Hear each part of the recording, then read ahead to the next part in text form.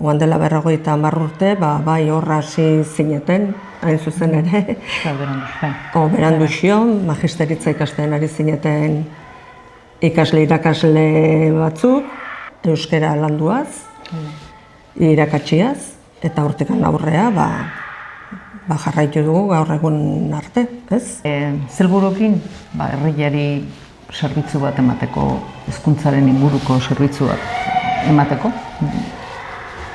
Euskera landuaz, batez ere, ze aurretikan hain zuzen ere, Franco garaia zela eta eskola erdalduna zen. Gero 3 eredu ezarri zituzten, hezkuntza sailetik alegia, eta gero 3 eredu horietatikan, ABD, gaztelera, euskera hutsa, iritsi ginen euskera hutsera. Gizartiak eskatu duna, ez? Gizartia mugimenduan do, eskolaren mugimenduan do, eta orduan beti egokituz, saiatuz, erantzun duin eta txukunen ematen.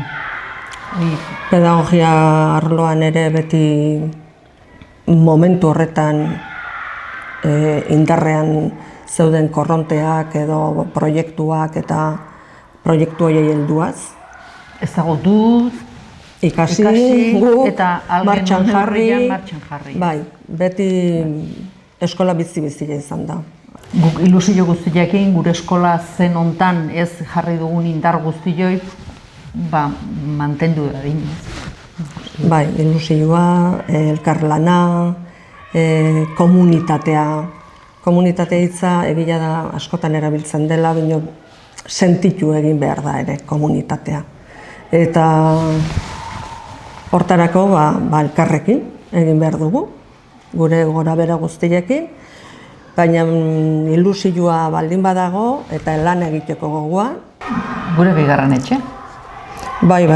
37 urte pasata gero, esango jazu. Bizitzan erdila baino gehiago, hemen pasatu.